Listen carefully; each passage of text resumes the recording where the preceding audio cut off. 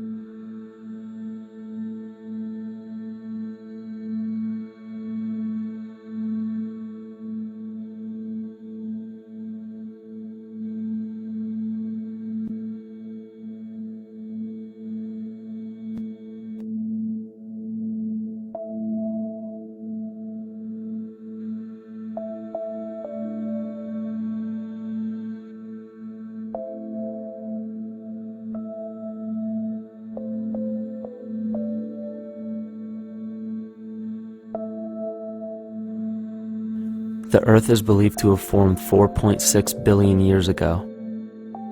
Within the first 150 million years, it began cooling and releasing gases from the lithosphere, which created the earliest forms of the Earth's atmosphere.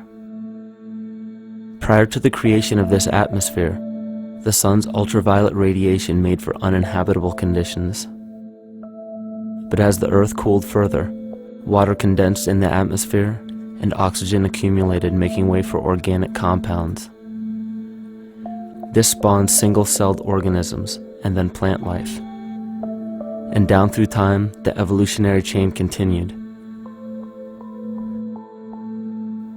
And then we arrive at a species that does not seem to fit as well as the rest. Homo sapiens' gestation period of 9 months mimics the 3.8 billion year evolution of all life on Earth. The human embryo repeats the evolution of all species. When the sperm and egg unite, this new creation is a single-celled organism. Within hours, this single cell divides and multiplies more rapidly than any other species. 4 weeks later, the embryo begins to develop gills mimicking aquatic life. A few weeks later, it develops lungs and a tail with reptilian appearance. From there, a mammal is recognizable, and then onto a primate form. It then sheds its laguna, which is the embryonic fur, and at last shows the characteristics of a human child. The human body is a community of approximately 50 trillion cells. Everything the body does, the cell does as well. Cells have respiratory and excretory systems. They feed, feel, think, and communicate with other cells. Trillions of cells make up a single organism called the human body, and billions of human bodies help make up the organism we call Earth. The Earth has more similarities with the human anatomy than you may think. Earth has its own electromagnetic generation, just like the human body. Research has found that a direct current of electricity flows through perineural cells found around every nerve in the body. These pathways are called energy meridians and have been used in the practice of acupuncture for at least 2,000 years. Dating even farther back is the notion of dragon paths or ley lines in which many megalithic structures and stone monuments were erected, marking the energy meridians of the Earth. These energy meridians are generated by the resonant frequencies of the Earth, called the Schumann waves. Each planetary body has its own resonant frequencies and is determined by the circumference and diameter as well as the speed of orbit and rotation. The Earth's resonant frequency starts at 7.83 Hz and ends with the 7th harmonic at 43.2 Hz, correlating with the 7 chakras. Ultimately, the greatest discovery of our Earth is its consciousness. A visible attribute of consciousness is an energetic field that governs the shaping of organisms. Morphogenesis is a scientific term to explain this very shaping of tissues, organs, and entire organisms. Consciousness is the creative force of the entire universe. It has been given many names such as God, Yahweh, Krishna, nature, the field, and divinity. The entire universe is in fact a single living, conscious organism with complete awareness of itself. The reason why it may seem difficult to comprehend this is because our understanding is typically limited by our language. When we hear the term conscious organism, we tend to anthropomorphize its definition. By giving it human qualities, we mistakenly look past what an organism truly is in the first place. The definition of an organism is any living thing capable of response to stimuli, reproduction, growth and development, and maintenance of homeostasis as a stable whole. Our universe does all of these things. The consciousness of our universe is responsible for the form and purpose that all matter assumes. The Earth's resonant frequencies are a result of its form. These frequencies are responsible for biological rhythms, such as menstrual and circadian cycles, as well as behavioral and emotional patterns. The frequencies are then picked up by the flora and fauna, which are biological instruments that respond to the wave patterns. The wave patterns resonate in the cranial structure of our head and converge in the center of our brain, which is where we find the pineal gland. The pineal gland is believed in many cultures to be the spiritual third eye responsible for intuition. Descartes called it the seat of the soul where mind and body meet.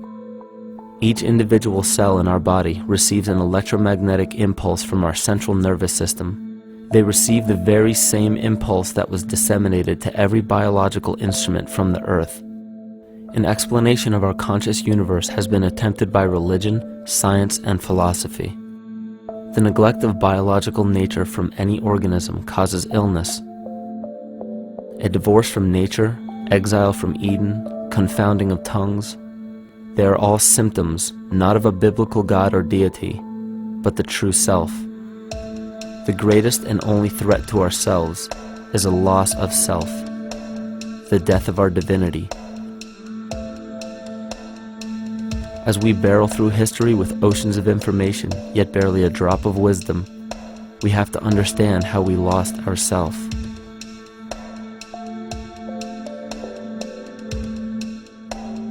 In sacred texts and ancient scriptures left by our ancestors, we find an incredible link between stories of creation, a great flood, the war of the gods, the Messiah dying for the sins of man, end-time prophecies, and similar characters. These correlations show up in myths from cultures that supposedly had no contact with one another due to distance in geography and time. The common thread we find that connects all of mythology has its roots in the stars. One of the most revealing accounts is the battle of the gods in heaven and the ensuing flood. In the Bible, Lucifer rivaled the Lord and was defeated and cast down to earth. In the creation myth of the Enuma Elish, we find a similar story of Tiamat being defeated by Marduk and cast down to the abyss of Apsu. In chaos, Tiamat, the mother of them both, Apsu and Tiamat's waters were mingled together, meaning that the chaotic waters of Tiamat were somehow mixed with the sweet waters of Apsu. Apsu was the Sumero-Akkadian god of the abyss beneath the earth. Tiamat, also known as Lucifer, was known as a serpent or dragon and was defeated by Marduk. Marduk was the father of Nebo or Mercury, and Mercury is the same mythological character as the Zoroastrian Mithra, the Egyptian Hermes Anubis, and the Gnostic Hermes Christos. The most recent version of Mercury, however, is the Archangel Michael in the Bible, who defeated Lucifer and sent him to the abyss of the earth, or hell. This story is steeped in astrological significance in the Bible and in many other ancient scriptures. This leads to an event in history that is recorded by many researchers regarding the cosmic upheaval and historic deluge. William Commonus Beaumont states, "The flood immortalizes the collision of a fallen planet, later termed Satan, actually a cometary body with our Earth." Consider what this reveals. He postulates that a planet, later termed Satan, fell to the earth, creating the flood we see recorded in the Bible and other myths. Lucifer, or Tiamat, was a planet known to ancient cultures as the Glistening One, the dragon of chaotic salt waters. The light from the sun illuminated this planet's water, which gave it a glow that rivaled the sun's own light, which is where we hear about Lucifer rivaling the Lord. The Lord in this case being the sun, which sustains and gives warmth to the earth. The planet Tiamat, or Lucifer, was destroyed by a cataclysmic event that hurled the watery planet to the abyss of the earth.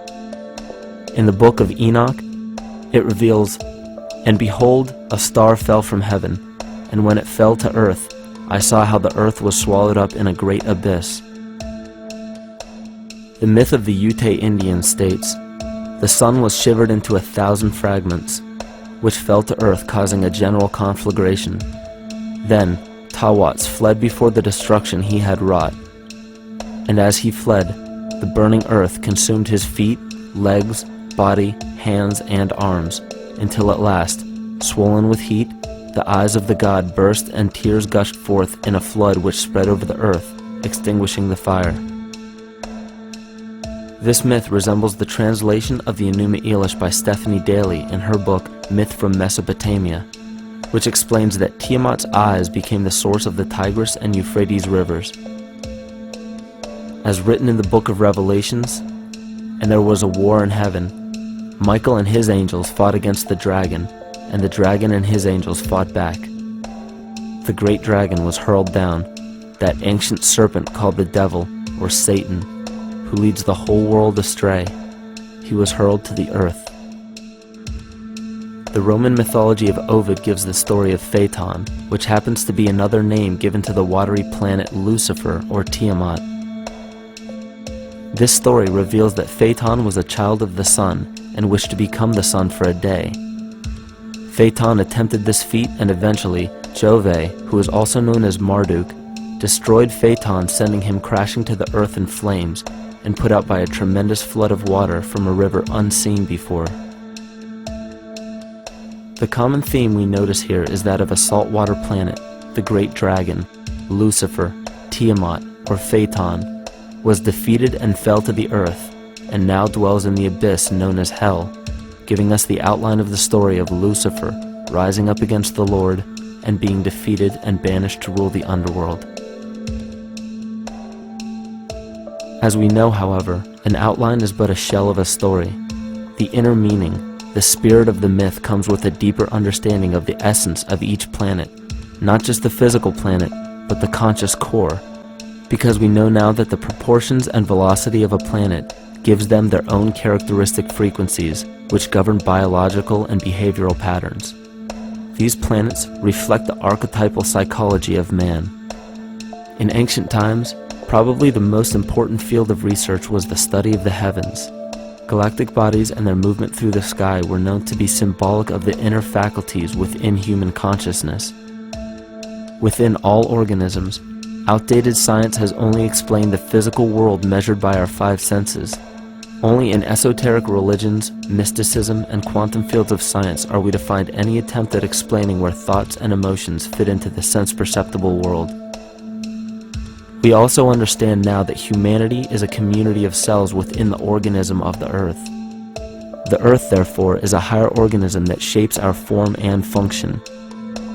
This higher organism and all other planetary bodies are governed by consciousness, just as we individual humans are.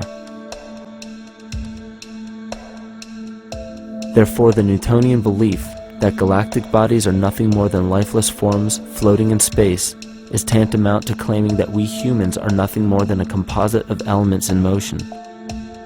We know that this is untrue because we feel, we think, and furthermore we see the result of our consciousness creating what we call life. Plato wrote, "This world is indeed a living being, endowed with a soul and intelligence, a single visible living entity containing all other living entities, which by their nature are all related." Furthermore, the cosmos is a single living creature which contains all living creatures within it. And in an article out of the Sufi journal, the author writes, "The world is a living spiritual being." This was understood by the ancient philosophers and the alchemists who referred to the spiritual essence of the world as the anima mundi, the soul of the world. In scriptures, we hear of the claim that angels guide the inner soulful actions of people, or that the gods wield influence over man. Most ancient spiritual and scientific teachings held the belief that the hierarchies of the gods, angels, archangels, archai, all the way down to the cherubim and the seraphim, are the hierarchies within the human psyche. In this way, we must understand that when the whole of ancient myths and sacred scriptures speak of spiritual influence from a higher being, they were speaking of archetypal forces that are inherent within us, not an influence from an external source. This is where we begin to see the relevance of astrology as an ancient form of science that resurfaced in the 19th and 20th centuries under the name of psychology. Friedrich Nietzsche even stated, "As long as you still experience the stars as something above you, you still lack a viewpoint of knowledge." This is astropsychology and maps the inner faculties of the psyche. In pre-Christian times, there were schools known today as the mystery schools or the mystery religions. The messages encoded in the scriptures and ancient archaeology came from adepts of spiritual science. The intent was to teach the initiates the deeper meaning of these myths. What became later termed as Lucifer, Satan, or the devil was representative of the ego, which rivals the Lord, the representative of the self. The true self is the epicenter of a person's entire being. It is the total sum of everything that we are. The false ego, on the other hand, is the idea and concept we create about ourselves in the course of our lives, which typically excludes any qualities we don't wish to accept about ourselves. However, humanity has been endowed with the freedom to choose either to obey the true self or to give in to the temptation of the vanity and materialism of the false ego. This is the most notable trait that separates man from animal: our freedom of choice, the choice to follow our concepts and ideals or our natural impulses, the choice to sustain nature or to destroy it. This freedom of choice weighs on the fate of the entire organism that we call humanity. Cancer begins with a group of cells within a community that fail to communicate with the conscious signal of the organism. Those cells begin to grow out of control and spread to other areas of the organism. This very disease is evident in our world today. The cancer upon our earth is the domination of our false ego and our divorce from nature. Collectively, among every human, the cancer upon our earth is the domination of our false ego and our divorce from nature. Collectively, among every human, vanity leads to segregation and competition. Competition leads to fear and greed. Greed leads to deceit and immorality. And immorality is the breeding ground for illness, waging war on our earth. Every act of hatred and destructiveness in our world begins with self-hate and self-destructiveness. And that all begins with a breakdown in communication.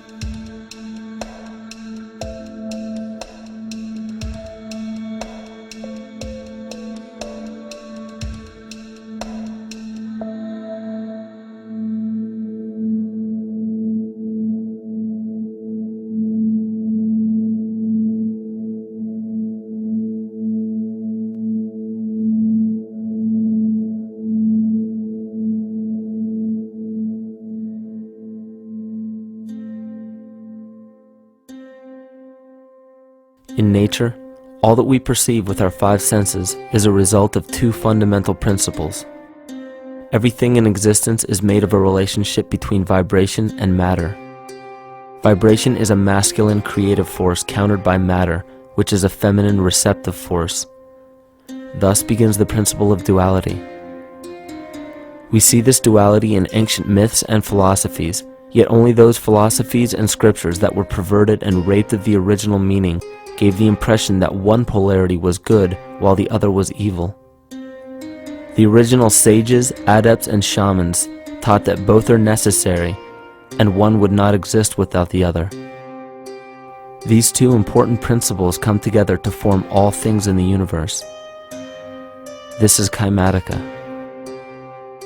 Even language, logos, the communication of any and all things in nature, depends upon this principle. Pete Peterson, in his works Cymatics, The Science of the Future, stated that nature shows examples of Kymatica in everything. This phenomena is found to be one of the prime forces that moves biological evolution along its path.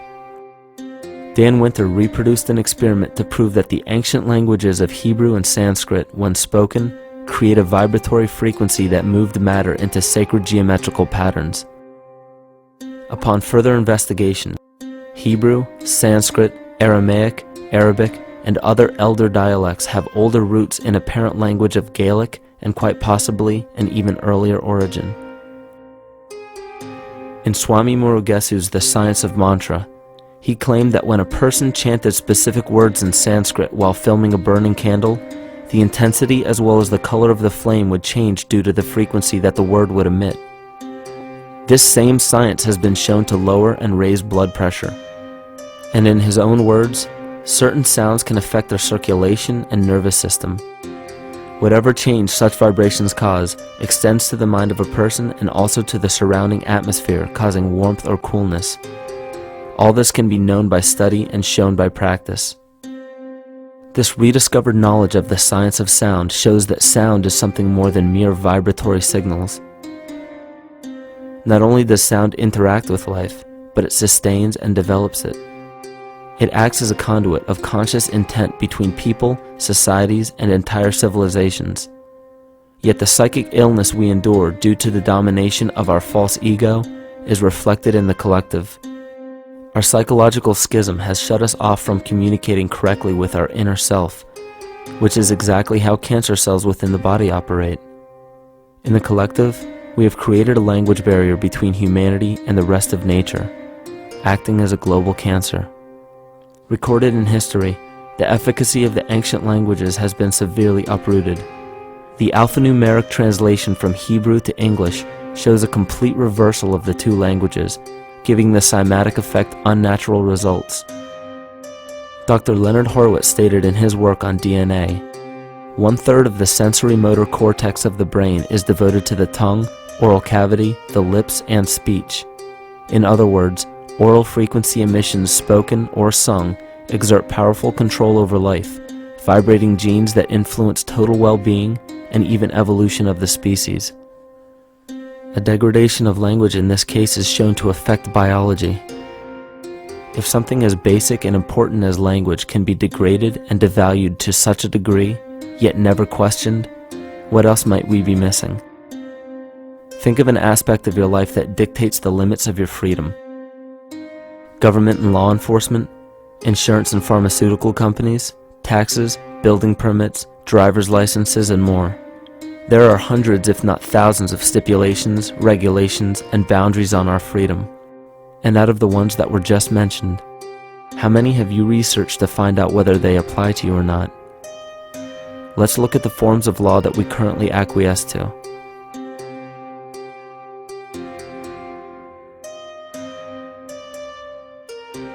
A common misconception among people is that any rule or regulation that governs them falls under one category: law. But there are many other forms of law that people abide by without realizing that they simply do not apply to them. Another misconception is that a nation's constitution gives us our rights. A constitution does nothing more than list the rights that we already have. We are born with inalienable rights, endowed to us by our Creator. They are not given to us, and they cannot be given away. The most a person can do with a right is choose whether to exercise it or not. Maritime Admiralty law is what's known as the law of the water. It is superseded by civil law and only applies to those who willingly contract themselves into it. The definition of Admiralty law is a body of private international law governing the relationships between private entities which operate vessels on the oceans. Let's look at how and why a form of law that is fashioned to govern corporations, businesses, and vessels has imposed its rule over natural human beings. This is all done through a form of word magic. A simple perversion of language has made it possible to convince people around the world that these alternative laws apply to them. One of the predominant beliefs in modern culture is that licenses, permits, registrations, and other forms of documentation are required to operate motor vehicles, use public roads, build structures and establishments, engage in free enterprise, and much more. Sadly, these beliefs are based on little to no investigation whatsoever, and are false. This belief structure is perpetuated by maritime admiralty law. This form of law was originally created to govern ships docking in foreign nations for the import or export of products and resources. It deals with banking and merchant affairs, not civil affairs. When a product is taken off of a ship and brought into a foreign land, that nation takes custody of the resource and accounts for it with a certificate. That certificate marks the birth date of that product in the custody of the respective nation. Think of why it is supposedly required to have a certificate of live birth in the first place. The Barron's Dictionary of Banking Terms defines a certificate as a paper establishing an ownership claim. So right there, we notice that everyone with a birth certificate is defined as being owned. People are used as collateral with other nations because the U.S. is bankrupt. The United States declared bankruptcy on March 9th of 1933. At this point, the U.S. began taking out loans from a private, non-government affiliated corporation called the Federal Reserve. With no money to pay back the loans, the United States began using the citizens as collateral. All birth and marriage certificates are literally warehouse receipts. Just look at the similarities of warehouse receipts and birth certificates. Both document the date of issue, a serial number, registration number or receipt number, a description of the product, and an authorized informant to notify the appropriate government agency. With all of this information being readily available, the majority of people are unaware of their involvement with maritime admiralty law. This is possible through the manipulation of language. This admiralty law changed the meaning of the word person from a natural living person to a corporation. Driver's licenses, vehicle registrations, auto insurance forms, building permits, gun permits, work permits, tax filing documents, birth and death certificates, traffic citations, and many other forms of documentation that were once believed to be absolutely necessary only applied to persons or corporations. Upon signing such a legal document, you are indirectly waiving your rights under the Constitution and lowering your status to that of a corporation that is created with the same exact name as you. The only way to reconcile your true name from the name of the corporation is to take notice that the corporation has its name in all capital letters. This is known as capitis diminutia maxima. You may take notice that your driver's license, birth certificate, social security card, insurance cards, and more use all capital letters to legally represent the corporation with your name, not you. The corporation is known as an artificial person, whereas you, the human being, are known as a natural person. This deception goes even deeper when it comes to the courts that we attend. When showing up to court, you will notice that there are seats for witnesses behind a wooden fence or barrier. The defendant must cross through the entrance to the other side of the barrier where the plaintiff and judge sit. This act symbolizes the boarding of a ship. At this time, business can be conducted in maritime admiralty law. The judge, acting as captain or banker, is responsible for settling the balance between the two sides. This is why there is always a monetary value involved in any court case. The captain is simply dealing with banking and merchant disputes. Once the balance is paid, the case is closed. To turn the court case away from admiralty law where your rights are not protected, you must avoid agreeing to represent the artificial person. This is done by stating that you are the natural person. You don't have a first or last name because those imply corporate title. In a court case, you may state that the court takes judicial notice of your honor's oath of office. Every judge must take an oath of office to practice law, yet you must make it clear to the court and the jury that the judge is acting as judge and not banker. Remember that you are a natural human being of the earth. You are not governed by anything but your own consciousness. Laws are created within a society. The society that created the laws we see being enforced today is called the Law Society. Yet the most beautiful part of this entire deception is the fact that we are not part of the Law Society, so their laws do not apply to us. Judges, lawyers, and law enforcement officers, they're all part of a society. Within that society, they've created their own language that's deceptively similar to English. They have these little things called statutes, acts, and regulations that seem like laws, but they really only apply to those within their society. So that basically means all the traffic violations, minimum age requirements, and everything except for damage to another person or their property doesn't really apply to the natural person. Laws only apply to those within the Law Society. The game being played is an illusion. You can simply choose to open your eyes and reclaim the freedom that you were born with, bound by nothing but the limits of your imagination. These are just a few examples of assuring that your rights are being protected. By far, the most important line of defense against this deception is to be aware of the perversion of language, and be absolutely aware of how you form your beliefs and concepts.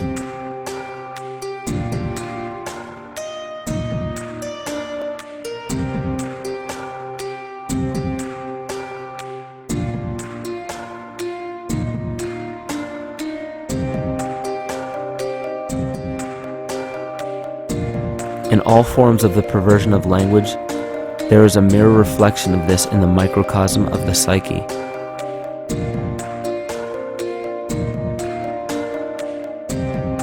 And the problem I see with humanity today is we don't truly know ourselves anymore. We have the 9-to-5 job, we have the house, the children, the bills, the television, the hobbies, and the errands that we run every single day, and we eventually begin to believe that this is who we are. But who are we beneath the job title, beneath the status of mother or father, theist or atheist, Republican or Democrat, black or white, man or woman? Who are we? Who are we deep down inside? We don't know, because every time we hear an answer that we don't want to accept about ourselves, we deny it. We'll pass it off and project it onto somebody else and judge them for it. This is repression, and we see what repression can do to us on an individual level, but what about on a collective level of humanity? What happens when the whole world refuses to see what they truly are on the inside?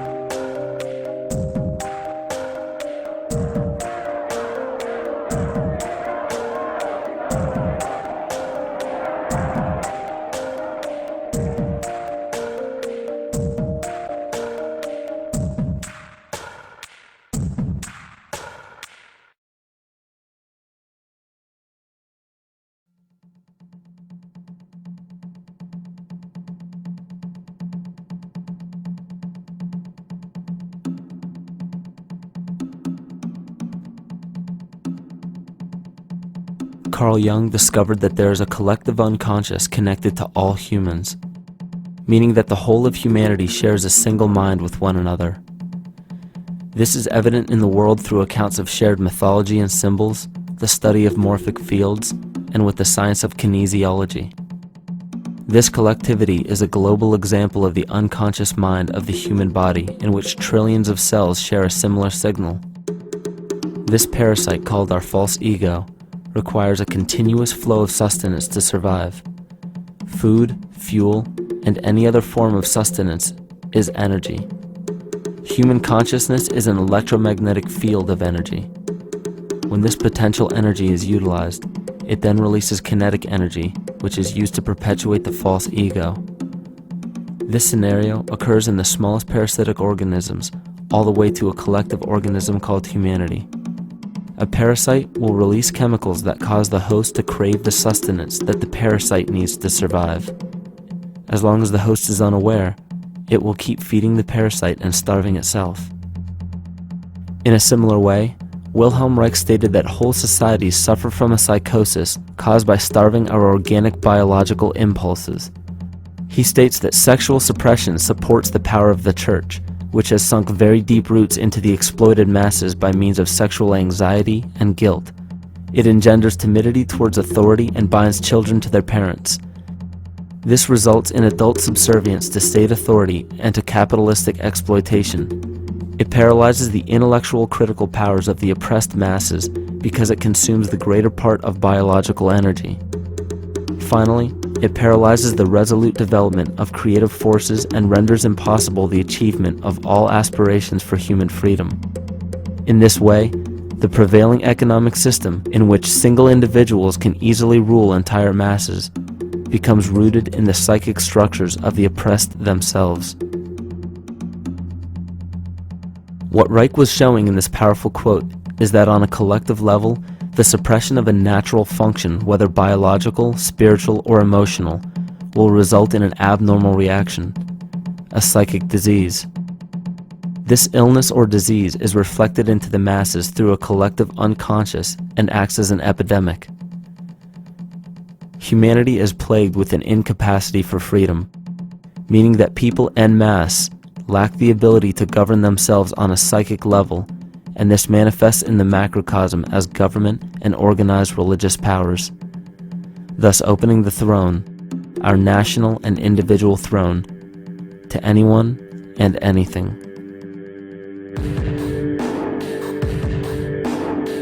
Enter the infamous rulers of the earth, the patriarchs of civilization, political, social, economic, and spiritual dictatorship, psychic tyranny. This simple illness within our psyche, this lack of responsibility and neglect of basic human freedom, has made way for every tyrant that has ever held rule over people on this planet.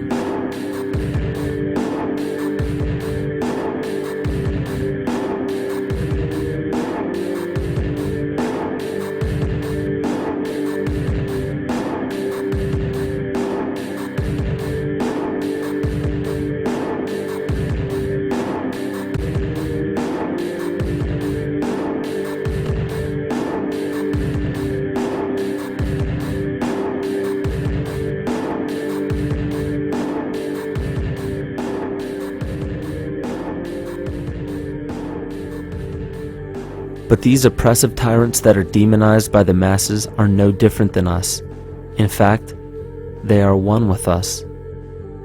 In the book The Prophet by Khalil Gibran, he poetically states, "I say, as the holy and the righteous cannot rise beyond the highest which is in each of you, so the wicked and the weak cannot fall lower than the lowest which is in you also." Every one of us has the capability to commit the most horrifying sin or show the most beautiful compassion to our fellow man. This is the very definition of an illness within the psyche and soul of man.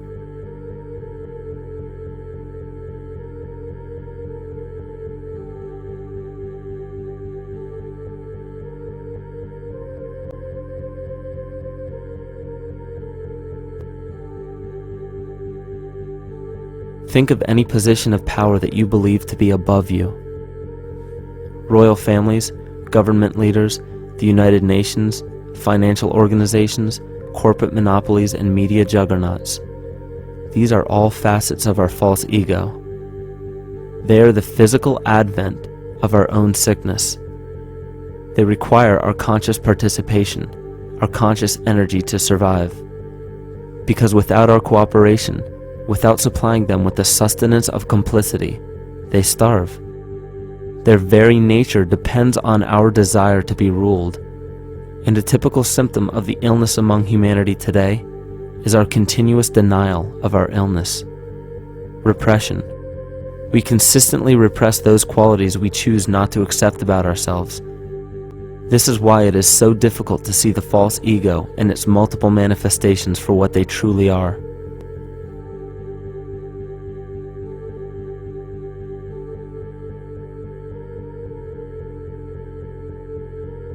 This is the very nature of the false ego. It acts as a red herring to distract us from the freedom we truly have. For this psychic parasite to survive, it must supply us with a chemical that will cause us to remain dependent upon it. In this case, the sustenance is our conscious energy. And in order for us to feed it to the parasite, the chemical of fear causes humanity to crave protection and defense.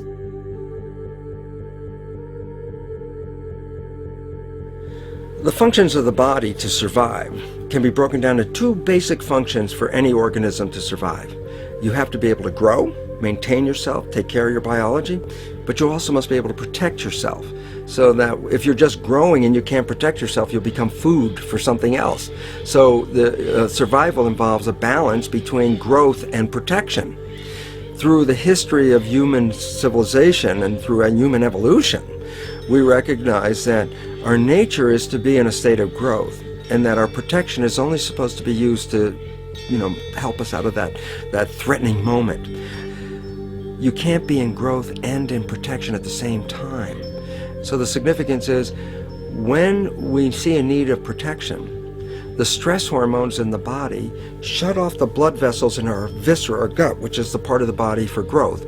Well, the issue is, if you took the blood from the viscera and moved it out to the arms, then you left no blood in the viscera. That means no growth. But you're ready to fight. And when your fighting is finished, then the blood returns back to the viscera and you grow again.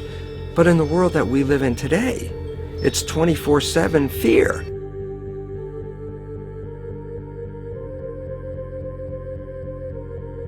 So we have a continuous dripping of that stress hormone into the body. It's just dripping all the time, getting us ready to run or fight or flight at any moment at the drop of a hat. We're ready to go because we're on guard.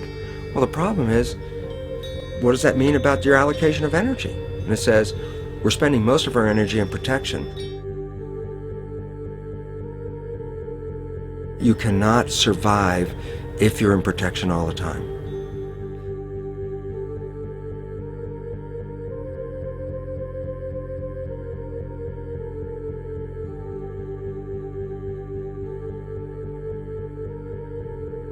And if the parasite can control the nature of the fear, it can then create a fear among us that only it can defend us against. A recent physical manifestation of this comes from Zbigniew Brzezinski, former Secretary of State who also supported President Barack Obama. In his book, The Grand Chessboard, he states, as America becomes an increasingly multicultural society, it may find it more difficult to fashion a consensus of foreign policy issues, except in the circumstance of a truly massive and widely perceived direct external threat. Even the Reichsfuhrer of the Nazi Party, Hermann Göring, sums up this game of supply and demand perfectly when he stated, "The people can always be brought to the bidding of the leaders." That is easy. All you have to do is tell them they are being attacked and denounce the peacemakers for lack of patriotism and exposing the country to danger. It works the same in any country. It also works the same in every individual psyche. Just remember that the false ego has only one desire: to become greater and more powerful than the true self. This illness causes us to believe that we are separate from nature. This is why we see such a rise in the dependency of technology. This is why we see such little stewardship for the earth and the environment. And this is why we see bigotry, racism, sexism, and every other form of discrimination possible that leads to crime, violence, wars, and eventually, the global destruction of the organism. This endless state of fear, confusion, and segregation our world seems to live in is a symptom of the false ego creating a false threat.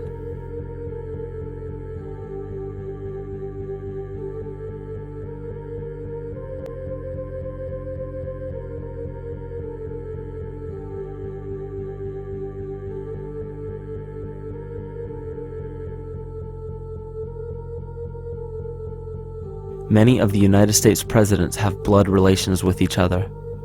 The Bush lineage has blood ties to a great number of former presidents. George Washington, Millard Fillmore, Franklin Pierce, Abraham Lincoln, Ulysses Grant, Rutherford Hayes, James Garfield, Grover Cleveland, Teddy Roosevelt, William Taft, Calvin Coolidge, Herbert Hoover, Franklin Roosevelt, Richard Nixon, and Gerald Ford. Michael Tessarion points out in his work that Bush is closely related to every European monarch on and off the throne, and has kinship with every member of Britain's royal family. Bush's family tree can be documented as far back as the early 15th century. He has a direct descent from Henry III and from Henry VIII's sister Mary Tudor.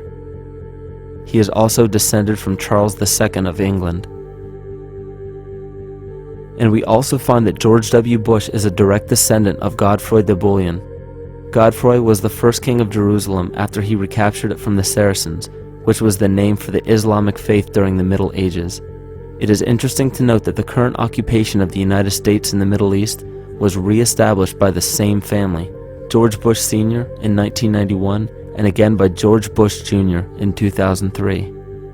George Bush Jr. is then found to be a cousin to both opposing candidates of his 2 terms in office, Al Gore and John Kerry. Democratic President Barack Obama also has blood ties with George W. Bush, as well as Gerald Ford, Lyndon Johnson, Harry Truman, James Madison, and the British Prime Minister Sir Winston Churchill. On the opposing side of the 2008 presidential ballot, John McCain is descended from Robert the Bruce, King William I of Scotland, and also Godfrey de Bouillon. Probably one of the most interesting facets of the bloodline relations is the fact that the whole British royal family has descent from the Muslim prophet Muhammad through the Arab kings of Seville. This bloodline was passed through the kings of Portugal, Castile, and eventually down to King Edward IV. And this is a very, very different story from what you hear the media pumping out every day, being this idea of lineal superiority. It's completely debunked according to the foremost authority of aristocratic lineage, Burke's peerage. And this just goes to show that there's the true story, and then there's the manufactured illusion, the front that's given to the public.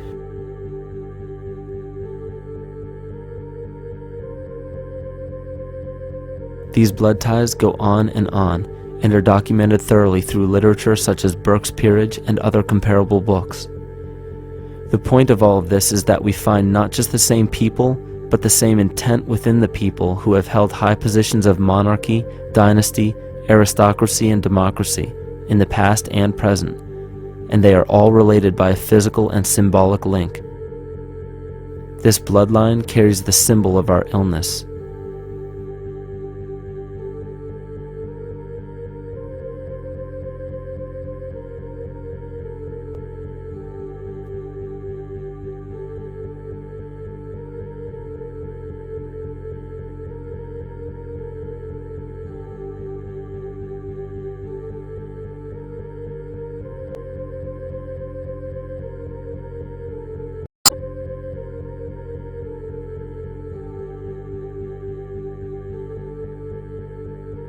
The symptoms of our psycho-spiritual illness are the wars, terrorist attacks, artificial or man-made disasters, and leader figures.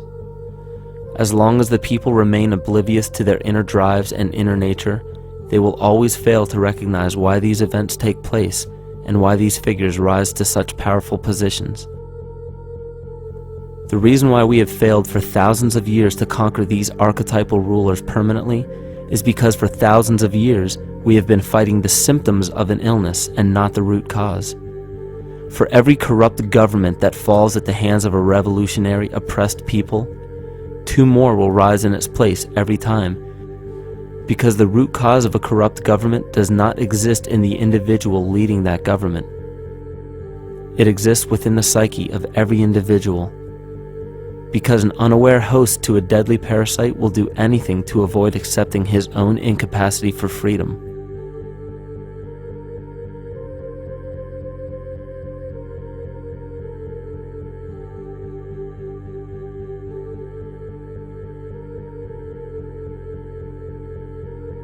We are so bereft of sanity in this world that those few who simply stop projecting onto others and begin facing their own demons are seen as neurotic.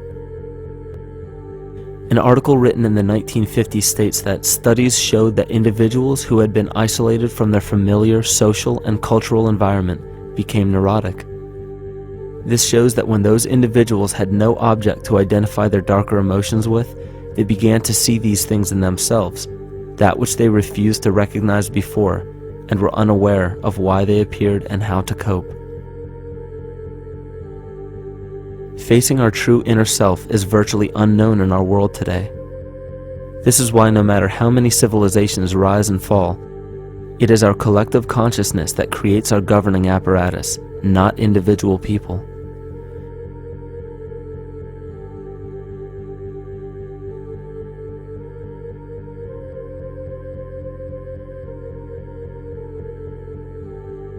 And after countless attempts, you would imagine that people would realize that a physical retaliation may not be the solution. Yet here we are, thousands of years later, with technology that can clone DNA, vehicles that can break the sound barrier and probe the depths of space, and science that can overcome almost any sickness. Yet we still fail to take notice to the importance of thoughts and consciousness. This is the very definition of insanity. And every single one of us is responsible for this psychic epidemic because we're killing the messenger and paying no attention to the message.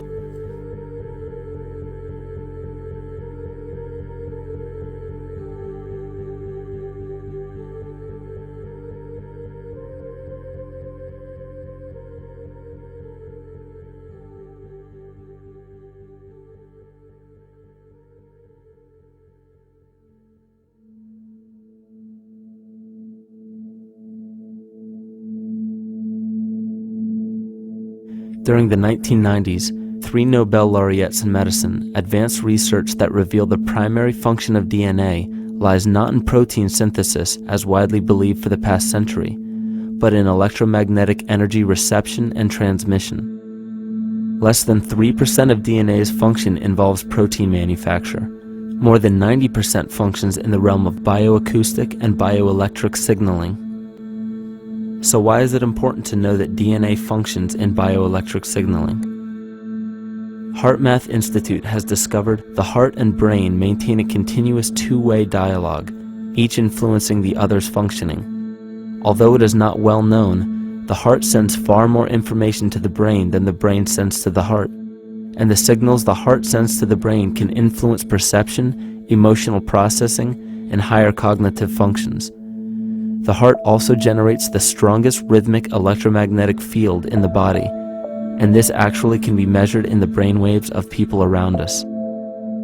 We are quite literally an electromagnetic expression of our highest cognitive function. The behavior of electromagnetism is evident throughout the world as dualism. All matter contains a negative and positive charge, which means organisms are built upon this foundation. The natural homeostasis of any organism is a balance of both polarities. Furthermore, research on emotional energetics shows that the heart's field is a carrier of emotional information and a mediator of bioelectromagnetic communication within and outside the body. Research shows our heart's field changes distinctly as we experience different emotions.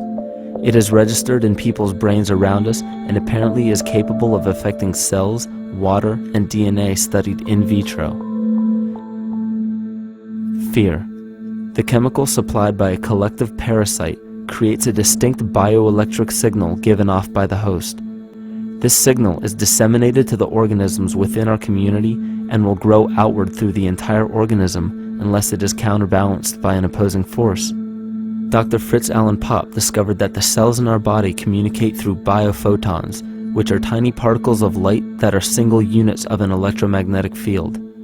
This communication system within our body also exists between people in what's known as morphic resonance. This was known by the shamans, sages, and adepts of antiquity.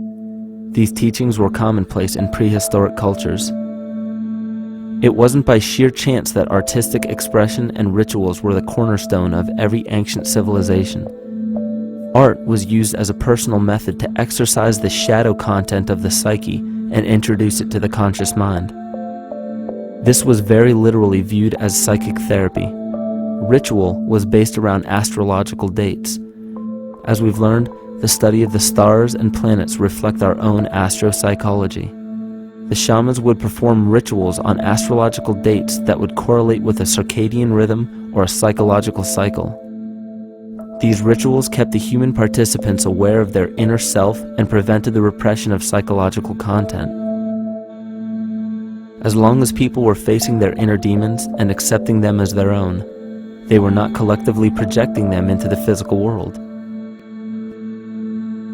If you bring forth what is within you, what you bring forth will save you. If you do not bring forth what is within you, what you do not bring forth will destroy you. The progeny of our psychological disease began growing rapidly after a series of catastrophes forced the collective into a somatic state of fight or flight. This lowered the immunity of the population by introducing a state of immense stress. Our body becomes more susceptible to illness under stress. In this manner, humanity fell ill when entire bodies of land were swallowed up by the floodwaters. This uprooted many tribes, chiefdoms, and civilizations from their homes, and their ritual practices that were used as a conduit for psychic wellness were put on hold in order to survive the catastrophe and seek new homes. The shamans were spread to many new areas of the world. This information has been suppressed. We are made to believe that advanced civilizations such as ancient Egypt and the Mayans of Mesoamerica came about with no prior rudimentary remnants or evidence of evolving intellectual artifacts to bring them to their peak. We are meant to believe that their incredible knowledge of mathematics, astrology, agriculture, economy, polity, and architecture came out of nowhere. This leads many researchers today to the understanding that the origins of these civilizations have been suppressed. Not surprisingly, the force that has guided the suppression of this knowledge comes from the exact bloodline of the political and religious leaders stated previously. These are some of the notable book burnings and suppression of important texts in our history.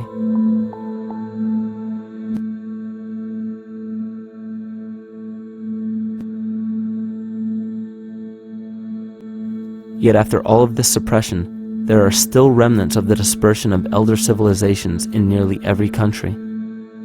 There is tremendous evidence of ancient cultures visiting North America long before the conventional belief of European colonization. Barry Fell states in his book America BC, there are ancient inscriptions now being reported from nearly all parts of the United States, Canada, and Latin America, written in various European and Mediterranean languages in alphabets that date from 2,500 years ago. William Commonus Beaumont wrote, "The Toltec and Maya civilizations never originated on American soil, but appeared there full-blown, with a well-defined art and system of hieroglyphic writing which possesses affinities with Egyptian. It is found that there are thousands of prehistoric sites across New England and several other northern states showing inscriptions, carvings, and mounds created by Druidic mariners as far back as 800 BC. To suppress this information further, it was not only imperative for the bloodline to burn the documented texts containing true historical information, but to wipe out the cultures that derived from these ancient shamans. The most devastating genocide ever endured was and still is the annihilation of shamanic tribes. We've lost our traditional roots and don't know about ritual. The dragon dances and the ghost dances of the Native American Indians, what do you think that was all about? All the shamans of the world, when they do their rituals, they're doing that. Their work, harmonically through dances, is to strengthen the immune system of the earth. But they've been all murdered. So that was why in the 17th century, exactly the same period I'm talking about, there was an all-out agenda that when you come across indigenous people, you annihilate them. Columbus was sent on his expedition along with agents of the crown to disrupt the lives of the natives and seize mineral resources. He visited every island in the Caribbean, depleting the gold and taking as many slaves of the native Taino tribe as possible. 5 million natives were murdered within 3 years, according to Leah Trabeck. Within 15 years, the Arawak tribe of 250,000 was completely wiped out.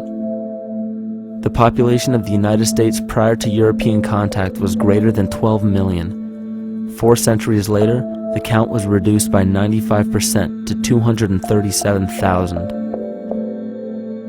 From 1494 to 1508, over 3 million people had perished from war, slavery, and the mines.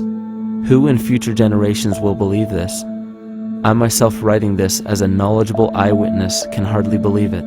My eyes have seen these acts so foreign to human nature, and now I tremble as I write. Another agent of the false ego bloodline was Hernando Cortez, who decimated the Aztec tribe and plundered their mineral resources. This again was the case through Cortez's second cousin, Francisco Pizarro, who conquered the Incan Empire in Peru.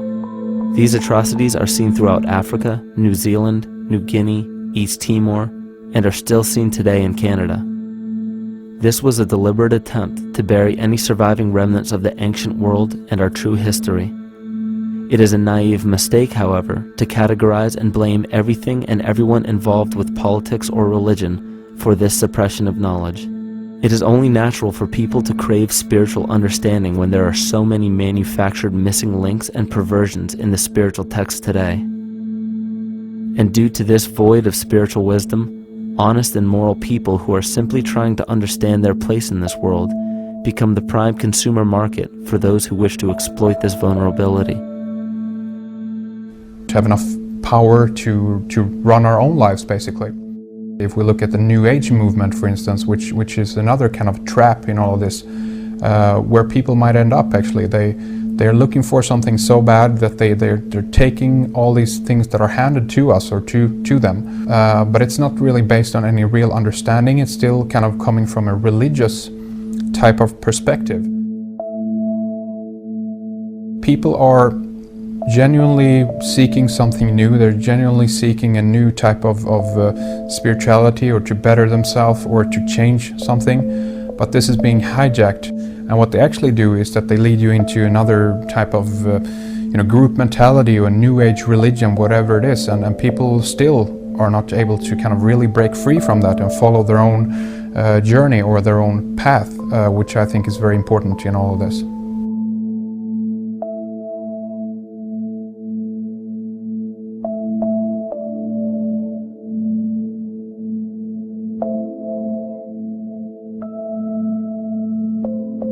In the pre-Christian era, there were several cults of incredible power, most notably the stellar, solar, Saturnian, lunar, and mushroom cults.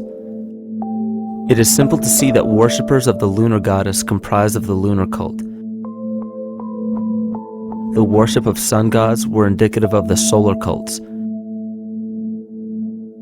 The Saturnian cult, which consisted of Phoenicians and Canaanites, worshipped El or Eli. The biblical exodus of the Hebrews from Egypt showed that they entered Canaan and merged the lunar cult of Isis, the solar cult of Ra, and the Saturnian cult of El to form Isis, Ra, El, Israel.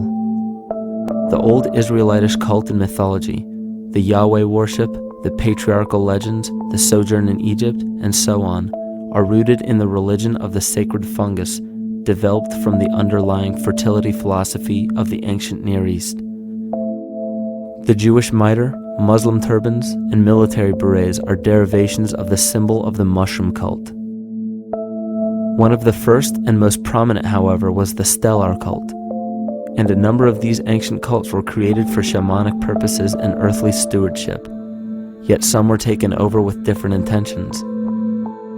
Just as you would imagine in any establishment of power, smaller cults formed within the main cults to worship individual deities. The cult of Mithras and the cult of Dionysus are 2 examples.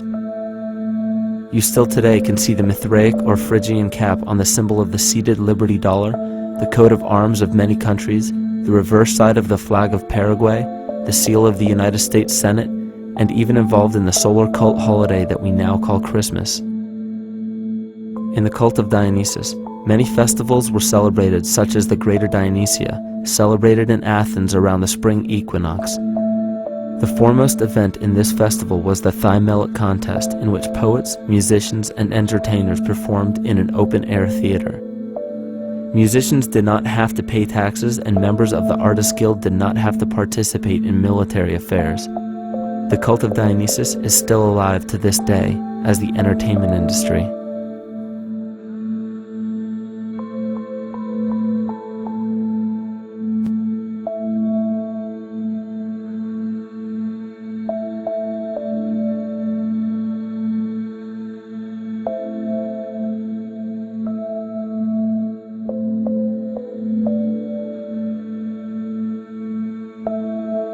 These cults still exist in many important positions of power throughout the entire civilized world.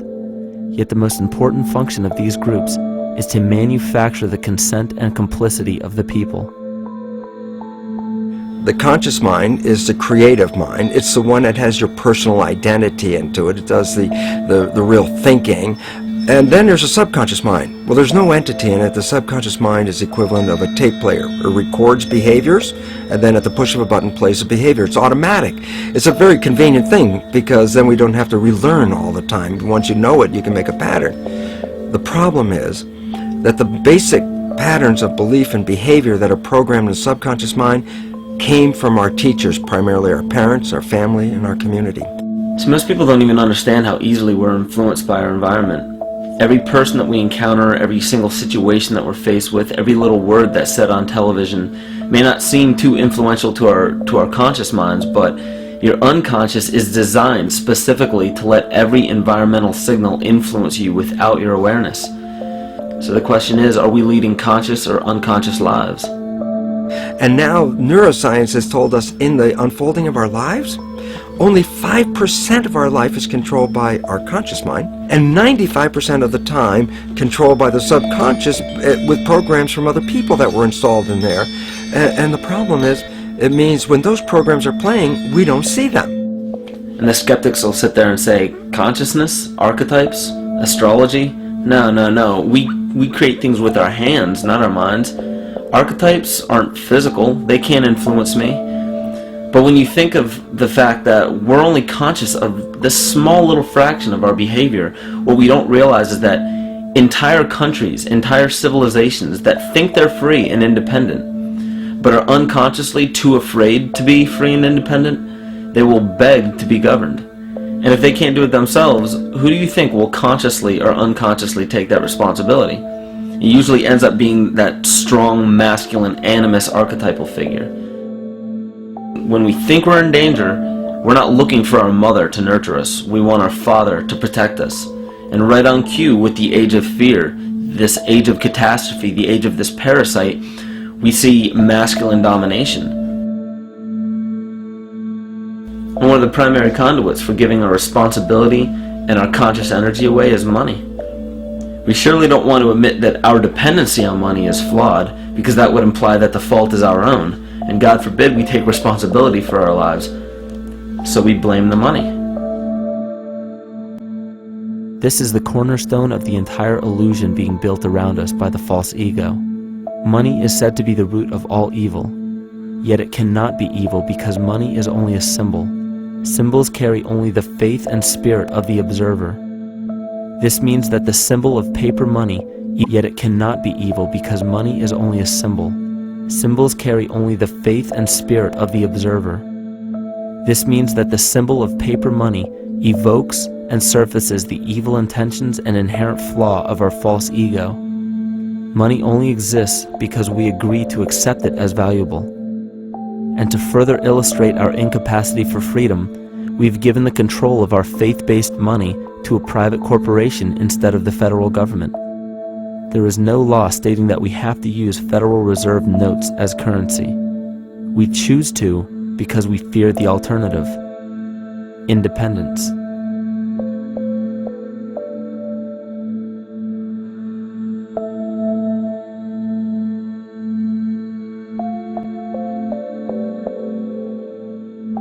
But it's not even really about money, it's about energy, because money is simply this material thing that allows billions of people to crave just one thing and put their energy into the same thing. It's not the plasma TV or the house or the lifestyle or the job or the significant other or the status that we're really after, because we know that we're empty.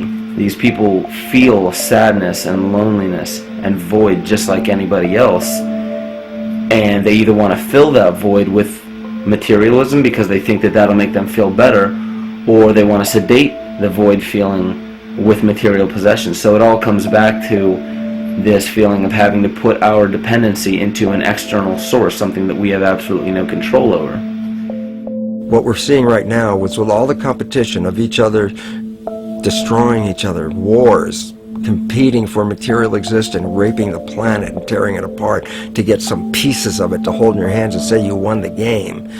Every one of those moves is destructive not just of the planet but of human civilization, because human civilization will thrive with cooperation and will die with competition. And if you operate from these truths, then you end up with the extinction that lies before us.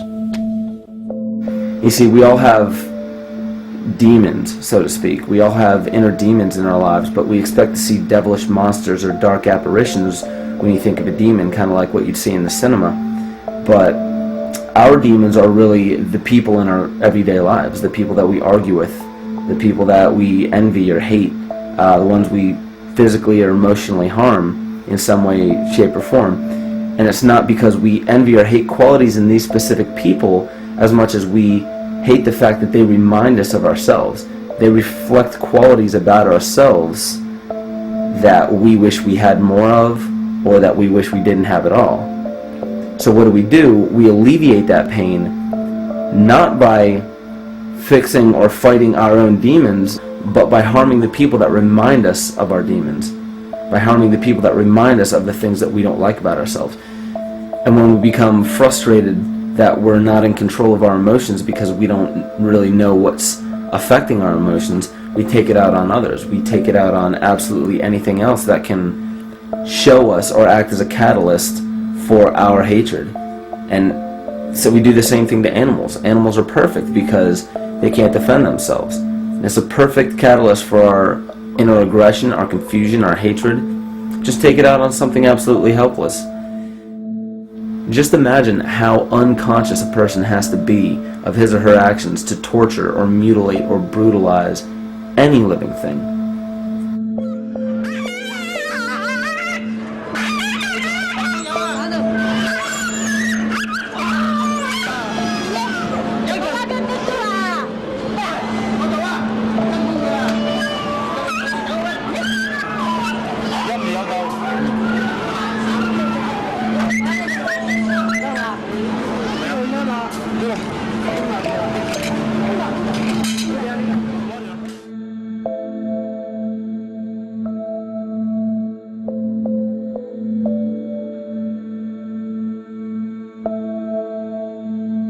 It goes down and he'll be here and we can, ouch, come on. He bit you. Look at his tail. Is it common with your kids maybe? He's a big guy. That's a real... Think of the lack of compassion you must have towards life in general to be able to feel no semblance of sympathy towards entire populations, let alone just individuals or individual animals, entire populations of a species that are bred specifically for the purpose of commodity. But I'll tell you what's even more dangerous is not so much the people carrying out this cruelty, because that's already been established. That form of hatred and cruelty has already been established and it's already known. What I'm really worried about is the people who are against inhumanity, the people who are against animal cruelty and feel self-righteous enough to think that it's justified to inflict harm or even wish harm on these people. Because those are the people who take unconscious cruel behavior to a whole new level of conscious cruel behavior that's perfectly acceptable in their minds, because they feel that it's their job to bring other people to justice, like they're an authority figure of some sort. Those are the people who will have a much harder time figuring out why they harbor so much inner hatred and resentment. They don't seem to realize that it's just another form of the same exact hatred. So to keep from facing our inner demons consistently, what do? When we begin to realize, hey, wait a minute, maybe it's not alright to inflict harm on any other living thing, then the ego has to come up with a more esoteric form of cruelty to trick us into displaying the same form of self-hatred, the same indignant attitude, but just in another way and towards another group of people. But the emptiness will always find a way back in, and people will always start to feel restless again, no matter how many times they transfer blame to yet another person or yet another group. We need chaos in our lives. We crave destruction. We beg for catastrophe. Because if we don't have these things to act as a form of exorcism or a catalyst for us, we start to notice these things in ourselves, and that's what we don't want. You see, we can deal with wars. We can deal with terrorism. We can deal with stock market collapse and economic collapse. We can deal with these things. But once we start to notice this chaos within ourselves, that's what we're really afraid of. We'll take 1,000,000 September 11ths over one moment of true insight towards our self-hate.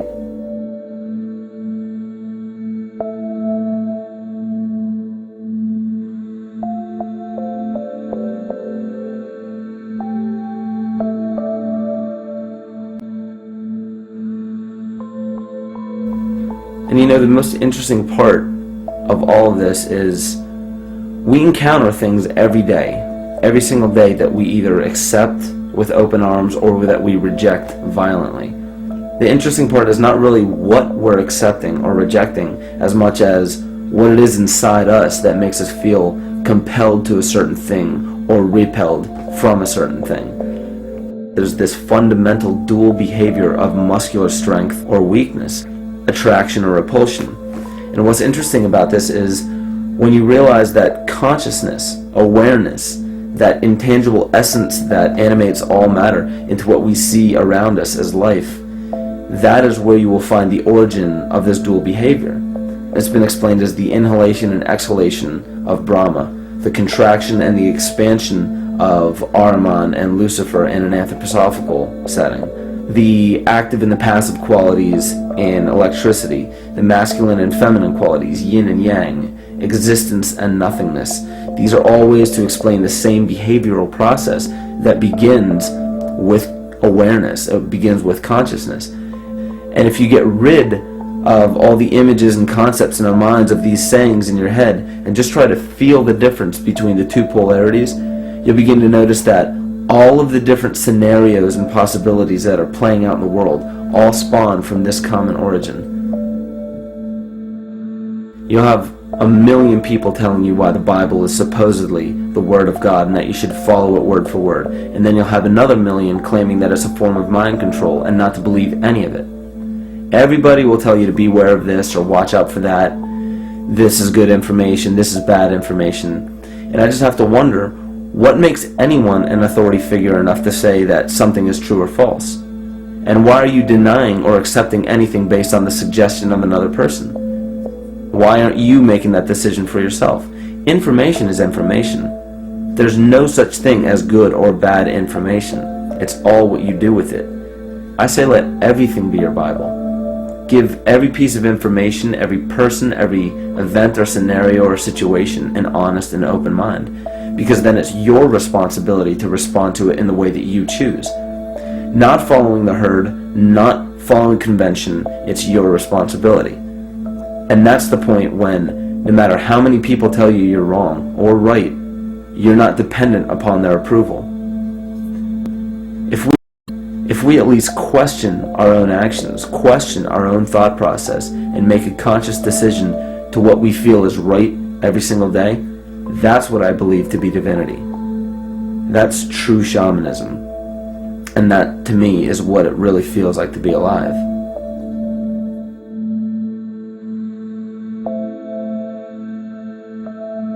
In this conscious, living universe, there are no laws of nature, just habits. There is nothing external to the universe to enforce a law upon it.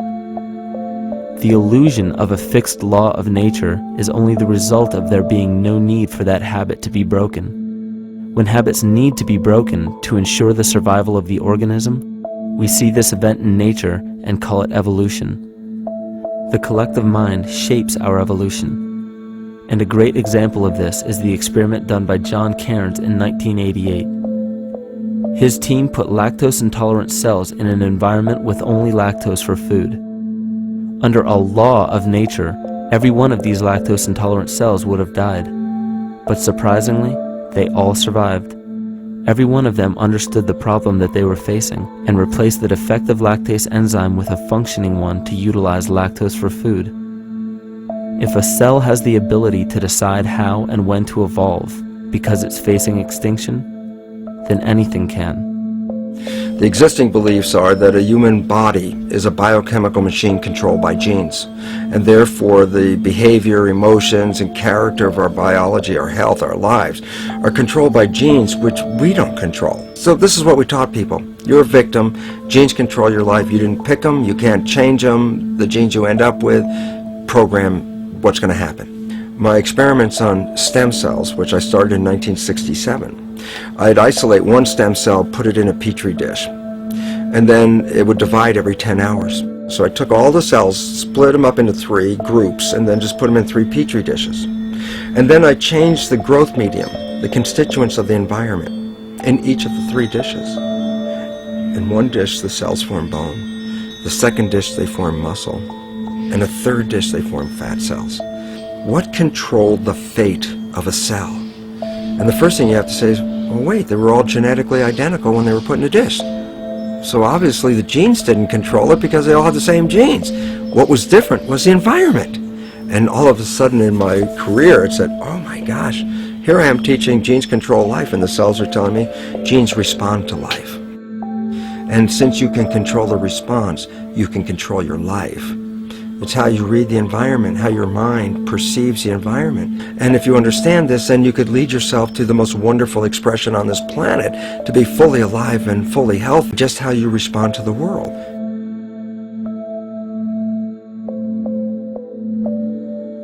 In the face of financial collapse across the world, political and religious wars raging tirelessly, and an ever-growing feeling of being lost and void of meaning, there is a great amount of energy being pushed to the surface of the collective mind. Evolution does not come about gradually. It happens in spurts and fits, and comes about due to a tremendous need for the organism to survive. We are now at a point in history where we will choose. We will choose to become sovereign or remain dependent, to face our true self or continue fighting a ghost, to become well or allow this disease to grow, to live or to die. The choice is yours.